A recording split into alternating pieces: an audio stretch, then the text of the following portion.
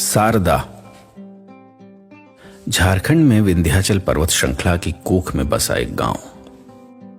कुछ 100 लोगों की आबादी वाला ये गांव किसी कवि की परिकल्पना से कम नहीं। छोटे छोटे घर, कच्ची सड़क, सिमट कर जा रही एक छोटी सी नदी, खुले आंगन और दूर तक बिखरे खेत खलिहान। कहीं घर के आंगन में धूप सेकते बड़े बुजुर्ग, तो कहीं खुले मैदानों में खेलते बच्चे। लेकिन दिसंबर आते आते ये दृश्य बदल जाता है।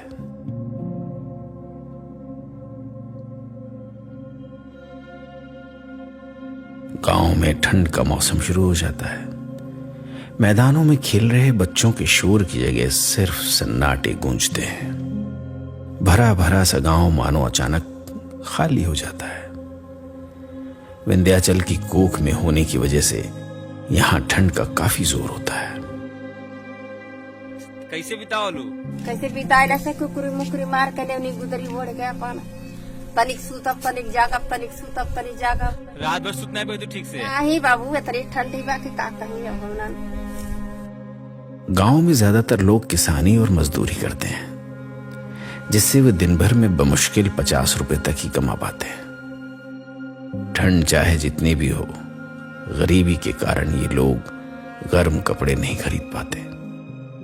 यहाँ कोई काम नहीं है। यहाँ बस वही जंगल से लकड़ी लाएंगे, बेचेंगे, खाएंगे और क्या करेंगे।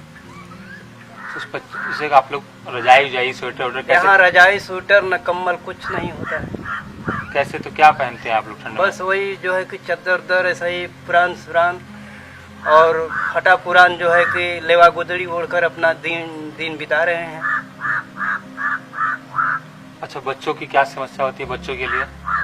बच्चों के लिए जो है कि ठंडी में उनके लिए न तो यहाँ कायदे का स्वेटर है, न तो कोई साल है, न तो कोई कम्बल है ओढ़ाने दिसाने के लिए। कितना यहाँ जंगल में कमाएंगे, कितना खाएंगे, कपड़ा लाएंगे कि लत्ता लाएंगे कि बच्चों की व्यवस्था करेंगे। उतना कमाई नहीं हो पाती? नहीं हो पाती। दिन भर में कितना कमाई लोग करते होंगे? अरे दिन भर में कितना कमाई करेंगे, 150 रुपया कमाई करेंगे तो खाएंगे कि नून तिल के लाएंगे कि कपड़ा लत्ता को लाएंगे। हर साल ठंड की वजह से इस गांव में किसी नवजात शिशु या बुजुर्ग की मृत्यु हो जाती है। ये हुई कहानी सिर्फ शारदा की, पर इस इलाके के शारदा जैसे और भी कई गांव हैं जहां पर लोग सिर्फ गर्म कपड़े न मिलने की वजह से ठंड से मर रहे हैं।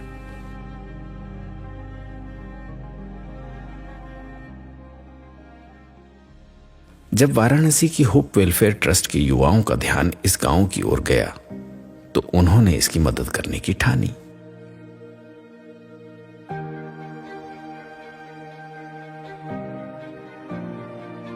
ये युवा हर साल अपनी सेविंग्स में से कुछ पैसे बचाते हैं और इन गांव वालों के लिए गर्म कपड़े खरीदते हैं। गांव के लोगों को और इन कार्यकर्ताओं को जरूरत है आपके साथ की।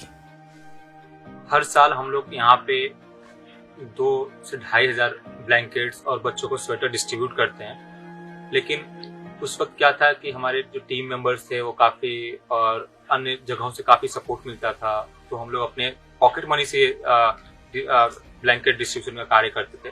लेकिन इस वक्त कोविड की वजह से इतना सपोर्ट नहीं मिल पा रहा है, इसकी वजह से हम लोग पूरी तरीके से इस बार ब्लैंकेट्स और कोई भी अन्य गर्म कपड़े इकट्ठा नहीं कर पा रहा है। तो मेरा आप सभी से अनुरोध है कि आप सभी अगर थोड़ा थोड़ा भी सपोर्ट करेंगे तो हम लोग हर साल के हिसाब से इस साल भी यहाँ पे जो बुजुर्ग हैं जिनकी ठंड के लगने की वजह से जान चली जाती है, हम सभी उन सभी लोगों को ब्लैंकेट डिस्ट्रीब्यूट करना चाहते हैं ताकि उनकी जान बचाई जा सके। ऊपर दिए लिंक के जरिए आप इन लोगों की मदद कर सकते हैं या होप वेलफेयर ट्रस्ट से 7785814237 पर संपर्क कर सकते हैं। कहते हैं ना, अंत भला तो सब भला।